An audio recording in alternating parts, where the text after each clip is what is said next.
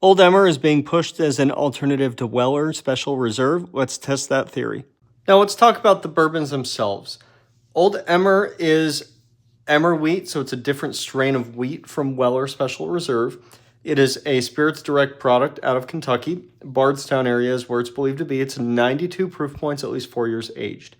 Now, Weller is out of the Buffalo Trace Distillery. Formerly, it was produced at the Stitzel Weller facility until 2001, but Buffalo Trace bought the rights, started making some wheat whiskey, but it is 90 proof, so it's 2 proof points lower. It is a wheated bourbon, but it's a different strain of wheat. On the nose, the Old Emmer is super, super grain forward. I'm getting cherry skins, green apple, a little bit of honey here, some lemon, whereas the Weller on the nose is a lot more soft. It's heavier on the apple. You don't get the cherry skins. You get just a touch more of like an orange, like a citrus to it. Just a touch, but overall I get more of an oaky note on the nose as well. We still get the honey. I don't really get much lemon. So overall, it's just a little bit of a softer, more approachable nose. The Emmer's slightly more complex, but I genuinely think that's just because it's a young, very rush to market whiskey, and it just has a few things it needs to iron out.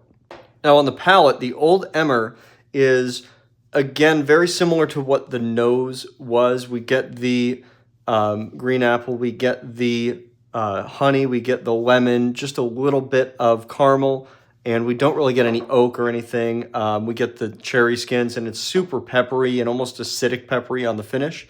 The Weller, oh man, that's got a good nose.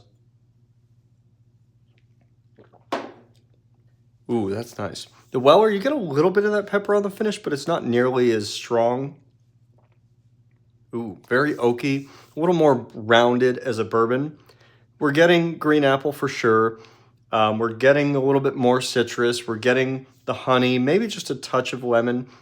But overall, I'm getting more oak notes, more caramel, just a touch of vanilla. It really is more of a traditional wheated bourbon. It's not as grain forward and just a little bit more well-rounded as a product.